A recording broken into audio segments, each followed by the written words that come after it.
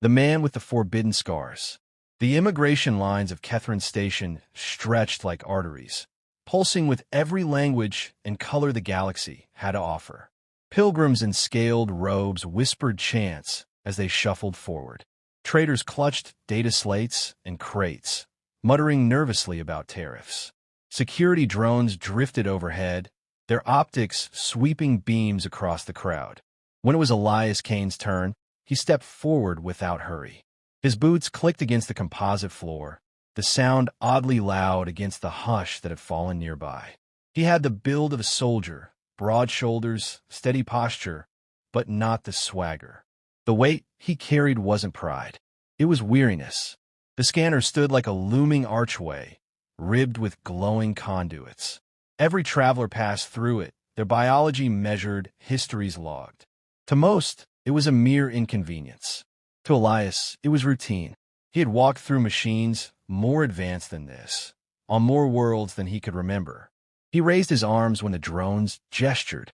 The arch flared to life, energy sheets rippling across his body. For a moment, it was the same as always, cold static on his skin. Then the arch stuttered. Lights flickered. The hum deepened into a keening whine. The line froze. A hollow voice filled the chamber, automated yet trembling with calculation. Subject identified, Elias Kane. Species, human. Combat record, verified. Additional anomaly detected, scars bear resonance. Classification, pending.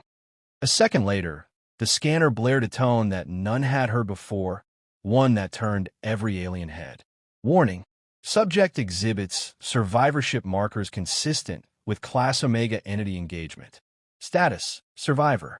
Gasps spread through the chamber. A Varan pilgrim dropped his staff. A group of Isari traders bowed their heads, murmuring prayers. Even the security drones hesitated in the air, as if confused. Elias lowered his arms slowly. His brow furrowed. Class Omega? That's not possible. Two station guards, tall insectoids with translucent armor, rushed forward, their limbs twitching nervously. One held a plasma rifle a fraction too tight. The other tried to mask fear with authority. Human, the guard rasped. Step aside. Now. Elias obeyed. He'd learned long ago that arguing with security on foreign soil ended poorly. His boots echoed as they escorted him into a side chamber, whispers trailing behind him. Inside the sterile room, a new scanner hummed, smaller but sharper. A console flickered with streams of symbols he couldn't read. The officer in charge, a reptilian being draped in gold-trimmed armor, stared at him with eyes like cold marbles. You should not exist, the officer said. Elias tilted his head. Funny, I was about to say the same about you. The officer didn't blink. Do you understand what the machine proclaimed? Elias crossed his arms, the motion pulling at the scar tissue running from his collarbone to his wrist. Thick, jagged ridges, pale against his sun-browned skin. Not entirely, he said, but I know I'm not whatever you think I am. The officer gestured, and the console projected an image of his body, each scar lit up in spectral colors. Some burned blue, others red, one across his ribs pulsed black, like a wound that refused to fade even in simulation. These are not scars from war, the officer said. Not from blades, or plasma, or radiation. They resonate with something older. The only record that matches is the aftermath of those who touched a Class Omega. Elias frowned. Class Omega, that's your word for. The officer's voice dropped. For gods. Silence thickened between them. Elias let out a breath through his nose, half a laugh, half a curse. I'm no priest. No prophet. I fought something, yes. But God. He shook his head. No, just a monster we couldn't kill. The officer leaned closer, voice tightening. And yet you survive where no others did. Machines do not lie. Human. You carry the imprint of divinity upon your flesh. For a moment, memory clawed its way up through Elias's mind. A battlefield shrouded in fire, comrades screaming as light itself bent into spears. A shadow vast enough to blot out the sky. And pain that burned deeper than bone, searing his soul as much as his flesh. He shoved the memory down, jaw tightening. I told you. I'm just a soldier who didn't die when he should have. The officer studied him for a long moment, then turned off the projection. Perhaps, but the galaxy will not see it that way. Word is already spreading. Elias closed his eyes, suddenly tired. He knew what came next. Whispers, offers, threats. Some would want to worship him. Others would want to dissect him. And a few, he knew this most of all, would want to finish what the so-called God had started. The officer's last words confirmed it. You are marked human, whether you like it or not. The gods remember you. Whispers of the God War. Word traveled faster than light in Kethrin Station. By the time Elias Kane was released from the interrogation chamber, half the promenade knew his name. The other half only knew the rumor. A human walked through the scanners and carried proof of a god's touch. Elias moved with his hood drawn, trying to ignore the stares. Alien eyes followed him. Compound, multifaceted, glowing or slit. Some looked with fear, others with reverence. He hated both. He ducked into a canteen carved into the station's inner ring. The air smelled of spice and machine oil, a mix he found comforting. He sat at the counter, ordered something strong, and tried to shrink into the background. It didn't last. A scholar approached, robes brushing the floor. The creature's head was elongated, crowned with delicate frills that quivered as it spoke. Its voice was soft but insistent. You are Elias Kane. Elias didn't answer. The bartender slid him a glass. He downed it in one swallow. The scholar persisted. I am Dr. Sareth Val, historian of pre-ascension mythologies. I heard the announcement. You must understand, the galaxy has not recorded a Class Omega survivor in centuries. Your existence changes everything. Elias turned, fixing the alien with a tired glare. I'm not interested in being a footnote in your myths. Sareth's frills trembled. These are not myths. They are warnings. Entire species were erased for trespassing where you did. And yet you lived. The words cut through Elias more than he wanted to admit. His mind dragged him back, unbidden, to that day. The colony on Havith 9 was already ash by the time his unit landed. Buildings melted into slag. Civilians vaporized mid-step, their shadows seared into walls. His squad advanced, weapons ready, though deep down they knew nothing in their arsenal would matter. Then it appeared. Not a creature, not even a presence he could properly name. It was light and shadow, geometry that hurt to look at, a hunger that pressed against every thought. Men screamed before it touched them, simply for being noticed. Elias fought because there was nothing else to do. Bullets evaporated. Grenades vanished mid-arc. He charged anyway. He remembered the moment the thing turned to him, like the sky itself was bending its gaze. Pain seared across his chest and arms, branding him with fire that never fully cooled. Then nothing but silence. When he woke, the battlefield was empty. His squad gone. The god gone. Only him, bleeding into the dirt. He swallowed the memory, forcing himself back to the present. Sareth was watching him closely. You saw it, didn't you? The historian whispered. You fought it. Elias said nothing. His silence was answer enough. Before Sareth could press further, a shadow loomed over them. A broad-shouldered alien in syndicate colors leaned against the counter, his mandibles clicking in mock amusement. So this is the human ghost, the thug said. The one who fights gods and walks away. Elias tensed. He recognized the insignia on the alien's armor. The Keth Syndicate, one of the nastiest cartels in 3 sectors. They wouldn't be here for conversation. What do you want? Elias asked, voice flat. The thug grinned, mandibles parting to reveal needle-like teeth. Our patrons are very interested in you. Scars like yours, they're not just wounds. They're conduits, perhaps even keys. You'll come with us.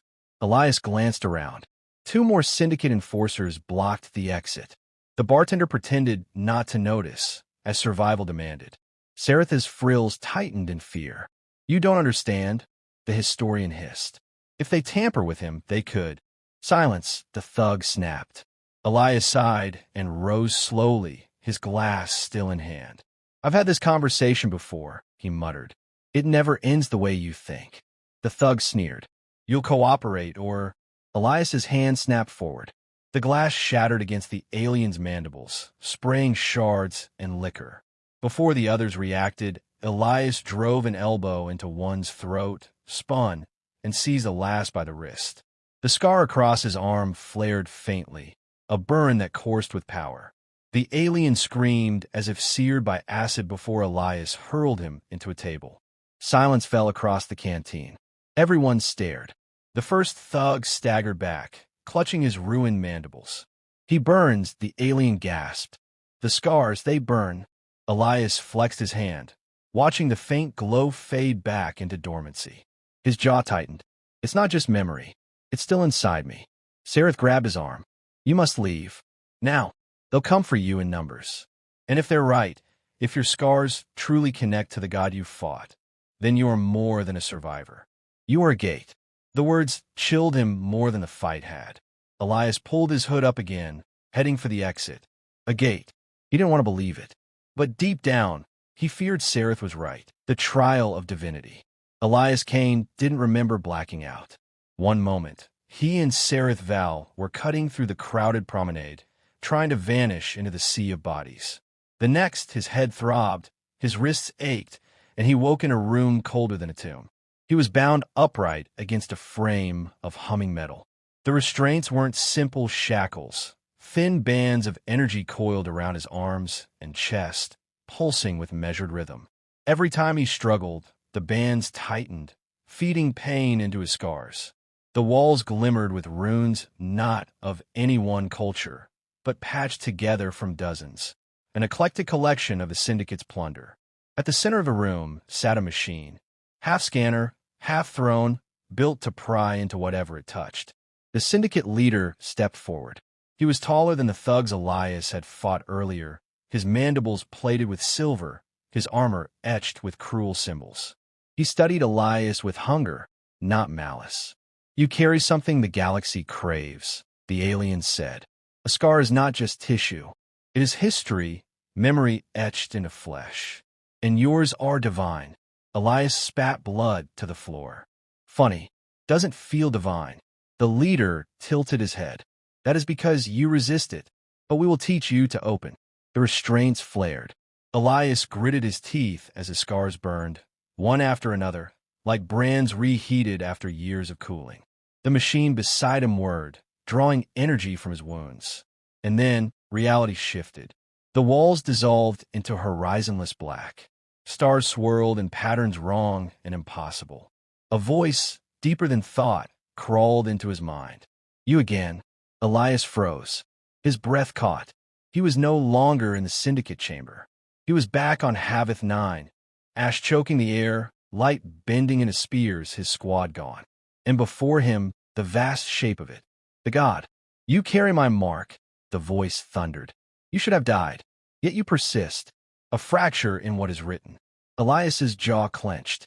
He wanted to look away, but the entity filled every direction. "I don't know what you are," he said hoarsely, "but I know what you did. You slaughtered my people. Your people were nothing. You are nothing. But your survival, it bound a thread between us. Through you, I may return." The revelation slammed into him. The syndicate wasn't just guessing. They were right. His scars weren't only evidence. They were keys. "No," Elias whispered. The voice rumbled with mockery. "Yes, you fight, but you fight in vain. You are a vessel, and vessels break." Pain ripped through him.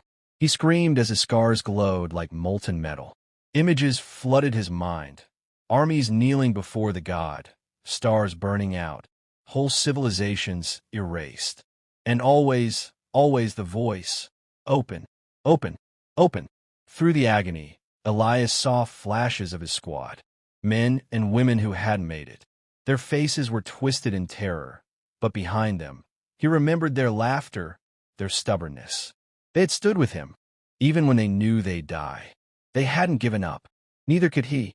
He forced air into his lungs and spat words into the dark. "You're not a god. You're just another tyrant who thinks fear is worship." The vision shuddered. The presence recoiled, not defeated, but unsettled. Elias felt the room snap back into being. He was once again bound in the chamber, syndicate machines sparking with overload. The leader staggered back, mandibles twitching. "What did you do?" the alien demanded. "We saw shadows. A presence. It was there." Elias panted, sweat dripping down his face. His scars still glowed faintly, but he met the alien's gaze with steel. "What you're trying to unleash isn't a god. It's a predator. And if you succeed, you won't control it. You'll feed it." The syndicate leader's mandibles clicked furiously, but beneath the anger, Elias saw it, the flicker of fear. That was enough. The machine sputtered and burst into sparks. The restraints faltered. Elias wrenched free, ignoring the pain tearing through his body. He seized a shard of broken metal from the floor, hurling it into the nearest console. The lights died, plunging the chamber into red emergency glow. He stumbled forward, chest heaving, scars smoldering beneath his skin. For the first time, he understood the truth. He hadn't just survived the god. He carried its echo, and the fight wasn't over. Not until he decided how to use it. The man who defied a god. Kethrin Station burned with chaos. Syndicate zealots had made their move, detonating charges across the promenade. Smoke and fire licked the air as terrified civilians scattered. Security forces fought in scattered knots, but the attackers weren't trying to win control. They were trying to summon. Elias Kane pushed through the panicked crowd, scars burning hotter with every step. His body ached from the syndicate's machines, but there was no time to heal. He could feel it, the god's echo pressing against reality, drawn by the scars that marked him. Sareth Val caught up, clutching a data slate, eyes wide with fear. "They're channeling through you," the historian cried. "The zealots are using your resonance as an anchor. If they succeed—" "I know." Elias tightened his grip on a scavenged plasma rifle. "Then we make sure they don't." They reached the central plaza. Where once vendors had sold spices and trinkets, the syndicate had built a circle of stolen relics and power cores. At its heart stood the leader Elias had faced in captivity, arms raised high. Around him, zealots chanted in unison, their voices melding into a vibration that rattled teeth. Above the circle, space itself quivered. A rift bled open, light folding into impossible angles. From within, Elias felt the god stirring, hungry. The scars on his chest flared, dragging him to his knees. Pain surged like fire and ice through his veins. The god's voice slipped into his mind again, velvet and venom. "The vessel approaches. Come open. I will wear your flesh as my return." Elias growled through clenched teeth. Not a chance. The syndicate leader spotted him and bared silver mandibles in triumph. "Yes, bring him forward. He is the key." Zealots rushed Elias. He moved on instinct, rifle cracking, fist slamming, scars burning brighter with every strike.